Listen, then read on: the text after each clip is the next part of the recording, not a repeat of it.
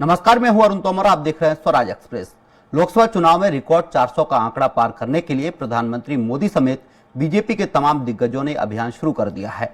इसी कड़ी में बीजेपी सांसद हेमा मालिनी भी अब की बार 400 पार का नारा देती हुई नजर आई है। देखिए रिपोर्ट।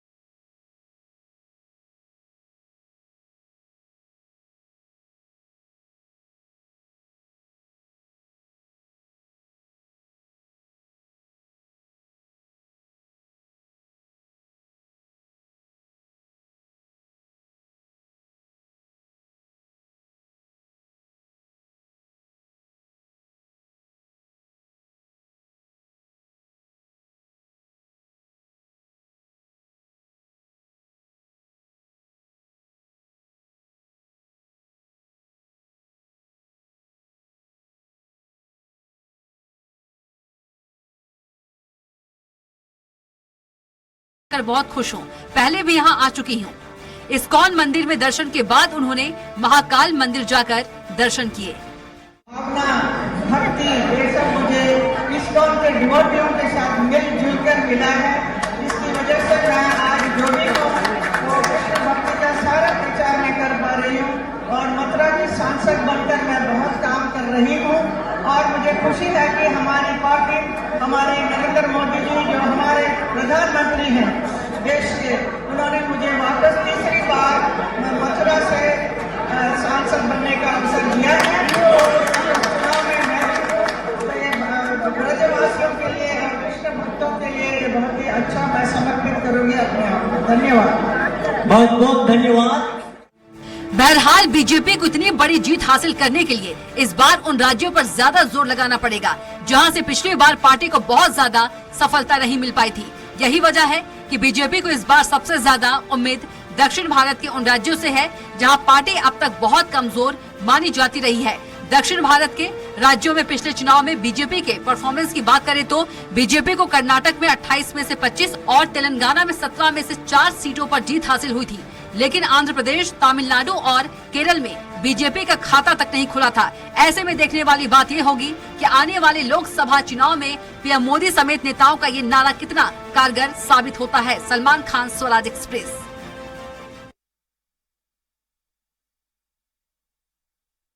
इस पर ज्यादा चर्चा के लिए हमारी बिग डिबेट में मौजूद हैं बीजेपी प्रवक्ता हैं मिलन भार्गव हैं, कांग्रेस प्रवक्ता फिरोज सिद्दीकी हैं, आप प्रवक्ता रीना सक्सेना है, राजनीतिक विश्लेषक आर के शुक्ला हैं। आप चारों ही मेहमानों का स्वराज एक्सप्रेस में स्वागत है। तो पहला सवाल बीजेपी प्रवक्ता मिलन भार्गव जी से कर लेते हैं। अब की बार 400 पार का नारा लगा रही है बीजेपी, कैसे 400 पार कर पाएंगे?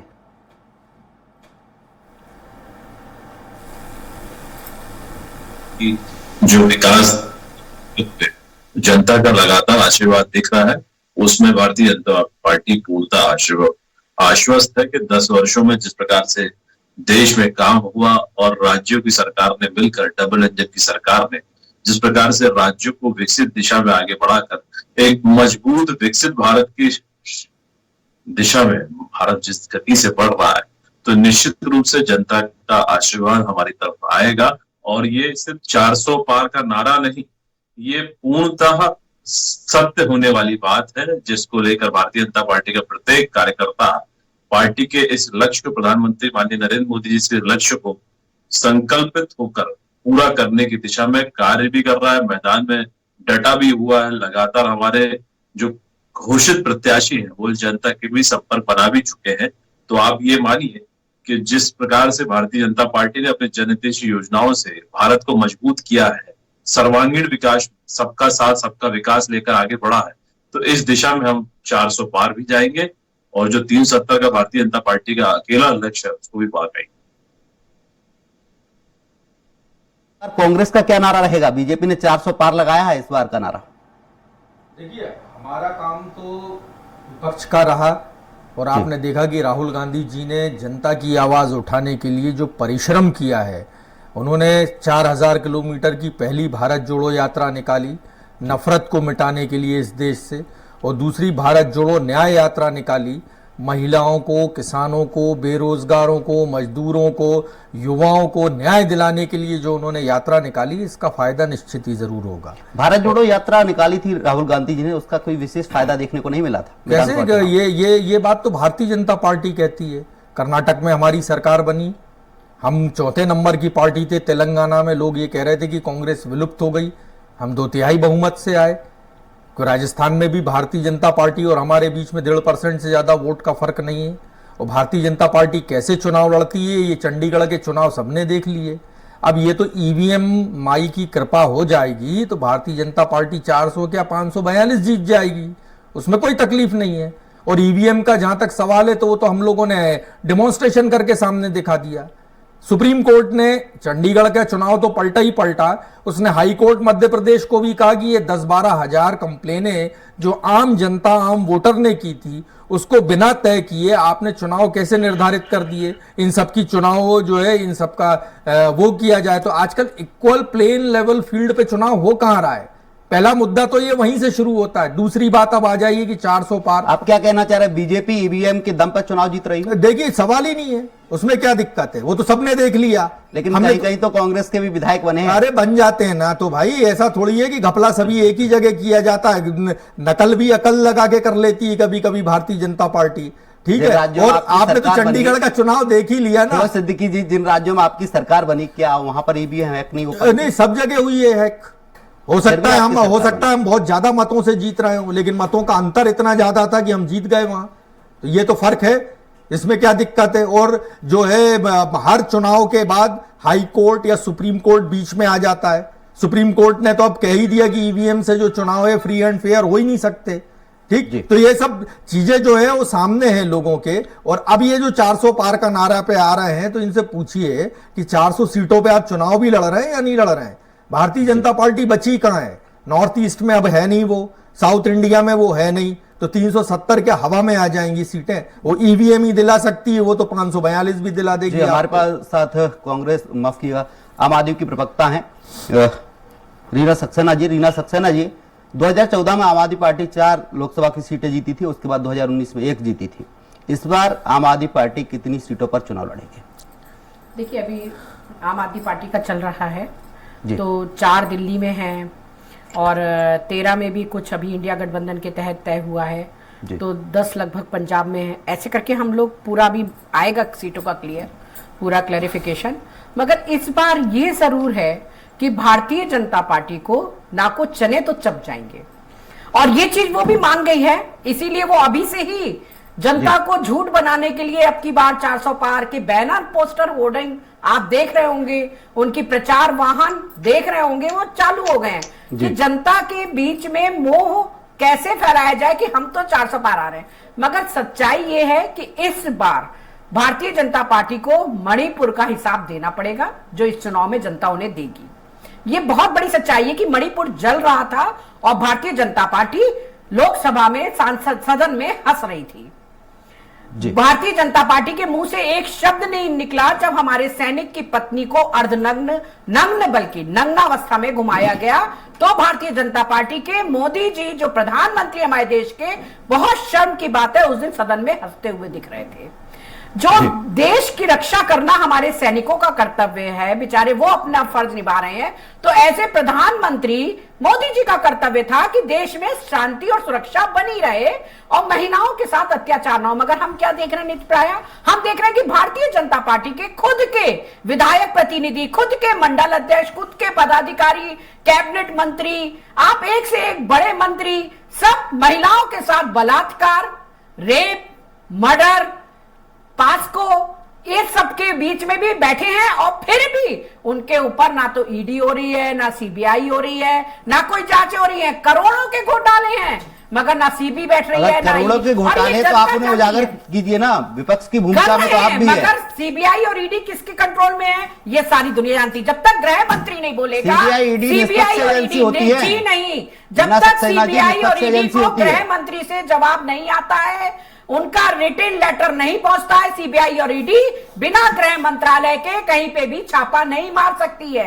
ये एक बहुत बड़ी सच्चाई है जो जनता को नहीं पता है। आपके माध्यम से, आपके चैनल के माध्यम से मैं बताना चाहूंगी। अभी भी जो आप कल देख रहे थे बंगाल में हुआ है, मैं कहती हूं तृणमूल की गलती थी, माना, मगर अपोजिशन में तो वहां भारतीय जनता पार्टी भी थी। और अगर इतने लंबे समय से वहां पे हो रहा था ऐसा, तो क्या वजह थी कि भारतीय जनता पार्टी वहां उठ के नहीं आई? उसने अपोजिशन की अपनी वो नैतिकता क्यों नहीं निभाई? क्यों नहीं वहां महिलाओं के साथ खड़ी हुई?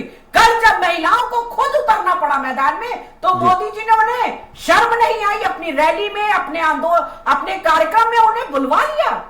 नहीं, बीजेपी का कहना है कि वो महिलाएं बीजेपी के पक्ष में आई थी। उनका प्रदर्शन, अरे कहा कि साहब क्या उन्होंने स्वागत सम्मान भी किया है, वो पहुंची और बैठी भी वहां। तो आप अभी तक सो रहे थे बंगाल में, अपोजिशन में हैं आप, सो रहे थे। आपके भी सांसद हैं वहां पे बंगाल में, सो रहे थे। वो क्या कर रहे थे सांसद? ये कह रहे हैं कि ये कार्यक्रम बहुत लंबे समय से चल रहा था। तो मैं पूछना चाहूंगी, भारतीय जनता पार्टी क्या बंगाल में सो रही थी?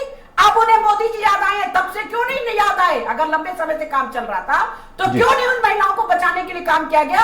तो सोचिए, भारतीय जनता पार्टी का ये मणिपुर के बाद ये दूसरा उदाहरण है कि भारतीय जनता पार्टी इतनी संवेदनहीन पार्टी है महिलाओं के इस विषय में कि वो कभी भी महिलाओं के लिए खड़े नहीं होती है। हमारे साथ बोलना हो तो फटाक से भारतीय जनता पार्टी के लोग बोल देंगे, राजनीतिक विश्लेषक हमारे साथ, चाहिए ऐसे जाना चाहिए, ऐसे मर्यादित होना चाहिए महिलाओं को। मगर जहां महिलाओं के सम्मान में खड़ा होना, उनको बचाने खड़ा होना है, राजनीतिक विश्लेषक हमारे साथ आर के शुक्ला जी। दिख रहा है आर के शुक्ला जी, देखा जाए बीजेपी 400 पार का नारा लगा रही है, INDI गठबंधन भी पूरे पुरजोर तरीके से लगा हुआ है, लेकिन इस बार के चुनाव में क्या कुछ खास देखने को मिल सकता है? देखिए, जहां तक बीजेपी का सवाल है 400 पार का जी, तो उन्होंने एक नैरेटिव सेट कर दिया है पूरे देश में, क्योंकि सत्ताधारी पार्टी है, प्रदेशों में भी है और केंद्र में भी है, संसाधनों की कमी तो नहीं है जी। और कुछ हद तक जनमानस भी बीजेपी का समर्थन कर रहा है। अब यहाँ चाहिए विपक्षी पार्टियों को कि वो नेता का विरोध ना करके उस पार्टी की नीतियों का विरोध करें। हो क्या रहा है समस्या कि ये बिल्कुल सत्य है कि आज के देश में मोदी जी एक निष्पक्ष नेता हैं, व्यक्तिगत रूप से उन पे कोई आरोप नहीं है। उनके साथ के कैसे नहीं आरोप है? मेरी बात पूरी हो जाए फिर आप बोलिएगा। विपक्षीय पार्टियां मोदी जी को टारगेट करती हैं, जबकि चाहिए कि मोदी जी की नीतियों को टारगेट करना चाहिए, क्योंकि आम जनता को जो एक बिल्कुल बूथ स्तर पे आम मतदाता है उसको इससे कोई वास्ता नहीं है कि हमारा नेता कौन बैठा है, वो जनता के लिए क्या डिलीवर कर रहा है, उसकी नीतियां क्या हैं, जनता के हित में या अहित में है, जनता को उससे वास्ता है। विपक्षी पार्टियां अगर क्या जिस तरीके से बीजेपी नारा दिया आपकी बात 400 पार, इस तरीके के नारे भी जनता में कहीं ना कहीं माइंड सेट करने का काम करते हैं? निश्चित रूप से मैंने पहले ही बोला कि बीजेपी ने एक नैरेटिव सेट कर दिया है और कुछ हद तक बीजेपी उस ओर कदम बढ़ा भी चुकी है, बढ़ भी चुकी है, क्योंकि अभी जो हमारे देश में जनमानस है वो कहीं ना कहीं उसका लगाव बीजेपी की तरफ है। अब अगर उसको रोकना है और दूसरी पार्टियों को अपना अस्तित्व भी बचाए रखना है, जो देश के लिए जरूरी है, क्योंकि किसी भी लोकतांत्रिक देश में विपक्ष का होना आवश्यक है, तो मेरा तो ये मानना है कि विपक्षी पार्टियां नेता को टारगेट ना करके उनकी नीतियों को टारगेट करें, क्योंकि इस सरकार की नीतियों में भी काफी कमियां हैं जो विपक्षी पार्टियां शायद उठाने में अभी तक असमर्थ हैं या जनता के बीच में पहुंचाने में असमर्थ है। जी, मिलन भार्गव जी, देखा जाए आप कहते हैं मोदी है तो मुमकिन है, लेकिन आंध्र प्रदेश, तमिलनाडु और केरल में आपका खाता नहीं खुला। मोदी है तो मुमकिन है, फिर यहाँ खाता नहीं खुल पाया। दूसरा, कांग्रेस लगातार आरोप लगाती कि ईवीएम में आप लोग गड़बड़ी कराते हैं, इसलिए चुनाव जीत जाते हैं। देखिए, ये कांग्रेस पार्टी की हताशा है, इसीलिए इस प्रकार से ईवीएम का रोना शुरू कर दिया है, और यही हमारे लक्ष्य को प्राप्त करने की दिशा में मजबूत कदम है, क्योंकि चुनाव से पूर्व ही जिस प्रकार से इनके तमाम नेताओं ने ईवीएम का रोना रोया है, ये वो लोग रो रहे हैं जनता से नकारे गए, जनता के बीच कभी पकड़ नहीं बना पाए। इनसे पूछे यदि नैतिकता और सैद्धांतिक थोड़ी बड़ी बची तो ईवीएम से जहां आपने सरकारें बनाई, जिन राज्यों में आप हैं, तो क्या आपके सैद्धांतिक रूप से आपको इस्तीफा देके कानून की शरण नहीं लेनी चाहिए? ईवीएम को लेकर घूमकर और भ्रम फैलाकर जनता में वातावरण निर्मित करके क्या आप वोट पा पाएंगे? आप सनातन को एड्स कहते हैं, राम को काल्पनिक कहते हैं, इस देश को देश नहीं माने। अब तो देखिए आप इनके नेता खुलकर कह रहे हैं कि भारत कोई राष्ट्र नहीं, देश नहीं, राम रामायण को ये मानते नहीं। तो जब राम भक्तों का आप इस प्रकार से तिरस्कार करके इस दिशा में हिंदू संस्कृति का अपमान करेंगे तो राम भक्तों के वोट कैसे पाएंगे आप? ये तय तो करिए। आप बाबर के पद चिन्हों पर चल रहे हैं, भारतीय जनता पार्टी राम के चिन्ह चल रही, हम राम राज्य लाना चाह रहे हैं, आप अग्रंथाओं का राज लाना चाह रहे हैं। तो आप तो लेकिन कांग्रेस तो कहती है आप धार्मिक भावनाओं को ठेस पहुंचाते, आप धार्मिक भावनाओं में उलझा कर वोट पा लेते हैं। बार बार राम का अपमान करते हैं, बार बार हिंदू संस्कृति को अपमानित करते हैं। जहां आपकी सरकारें आए वहां मंदिरों पर टैक्स लगाकर हिंदू समाज का जो धन है उस पर बुरी नजर रख रहे हैं।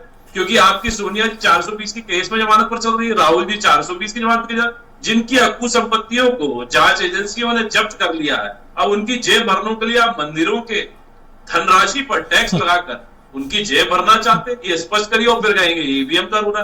अरे जनता देख रही है, आप बाबर और औरंगजेब के पद चिन्हों पर चलकर इस संस्कृति को हमेशा अपमानित करते आए। इसीलिए आपकी ये स्थिति आ गई कि 100 वर्ष पुराना दल आज अस्तित्व की लड़ाई लड़ रहा है, रोड़ा वो तक घूम रहा है।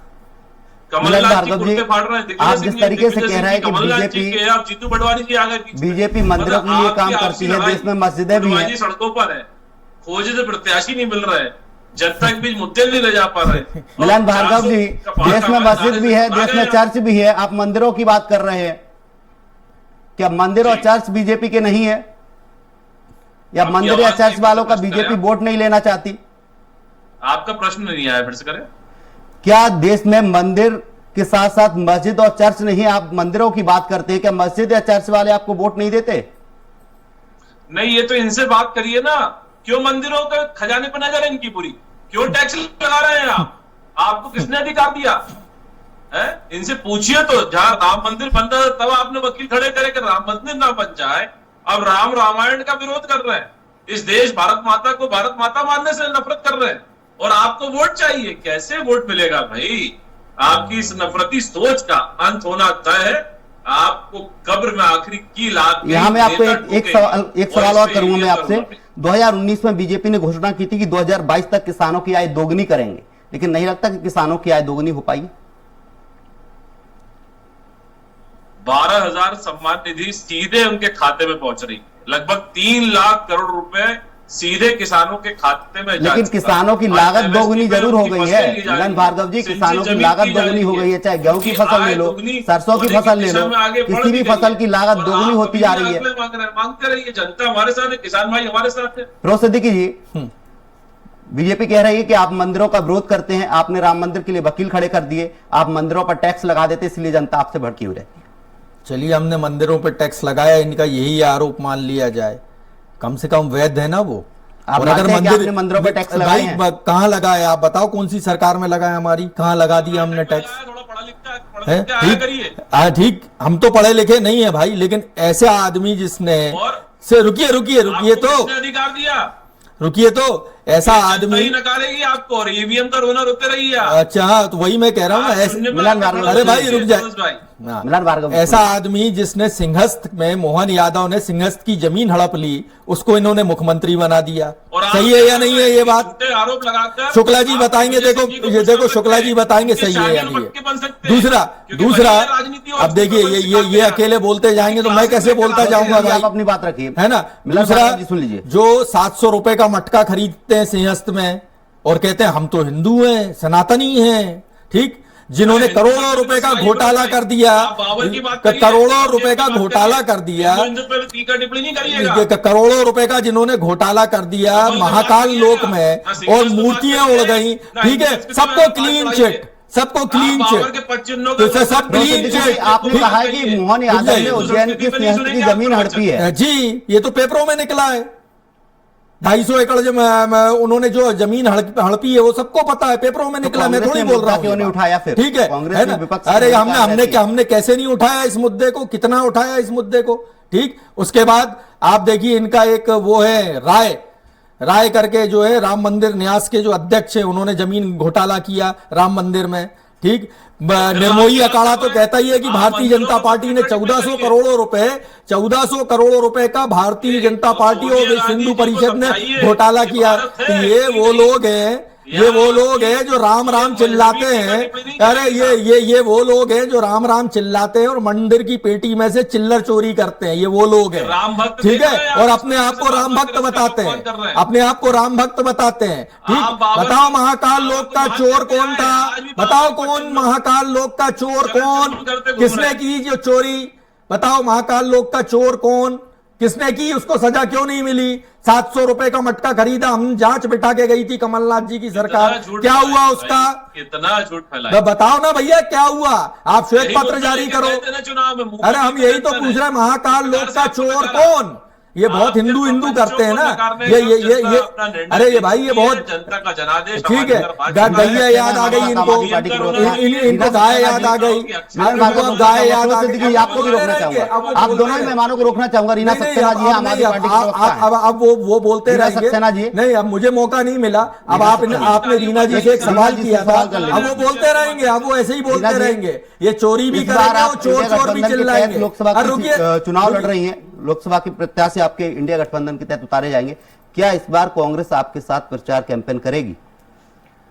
देखिए, जहां कांग्रेस के लोग हैं वहां कांग्रेस प्रचार करेगी, जहां आम आदमी पार्टी के सदस्य उतरेंगे वहां आम आदमी पार्टी प्रचार करेगी, और जहां दोनों के नहीं है वहां हम दोनों मिलकर प्रचार करेंगे। तो मुद्दे क्या रहेंगे इस बार? मुद्दे क्या रहेंगे आपके? मुद्दे यही कि वो एक इनने नारा दिया था ना, मोदी है तो मुमकिन है, मोदी की गारंटी।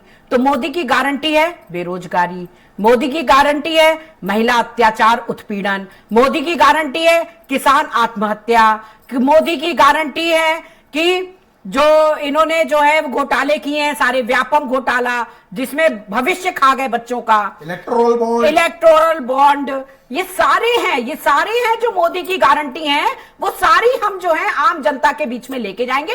और ये बात नहीं कि जनता नहीं जानती, जनता जानती है और जनता मान चुकी है। और देखिएगा लोकसभा में बराबर से आप पहले से लेके जाती तो जनता को शायद जा रहे हैं, हम पहले से लेके आ रहे हैं। आपने देखा सीबीआई ईडी का क्या हुआ? अरविंद केजरीवाल जी दिल्ली की जनता के बीच पहुंच गए।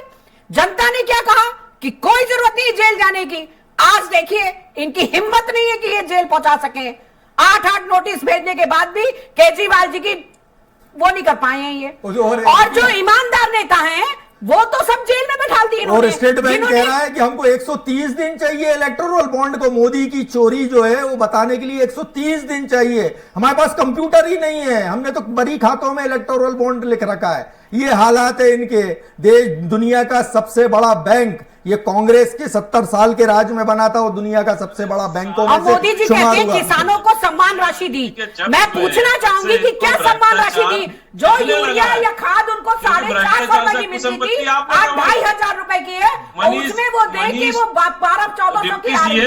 तो किसानों को समय पे यूरिया नहीं मिल रहा, किसानों को समय पे डीजल नहीं मिल रहा है, किसानों की फसल समय पे गोदाम में नहीं पहुंच रही है, किसानों को जो मिलना चाहिए एमएसपी को ये लगा नहीं रहे हैं। आर.के. शुक्ला जी हैं, मांगेगी तो जनता का रोना देंगे। रीना सक्सेना जी रोकना चाहूंगा। आर.के. शुक्ला जी हैं, राजनीतिक विश्लेषक हैं। आर.के. शुक्ला जी, देखा जाए तो कहीं ना कहीं जो इंडिया गठबंधन है वो बीजेपी की नाकामियों को लेकर जनता के बीच जाएगा, क्या इसका फायदा इंडिया गठबंधन को मिलेगा? कि एक बूंद भी आप जो है पेश नहीं कर पा रहे, झूठे आरोपों में आपने ईमानदार लोगों को जेल में डाला है।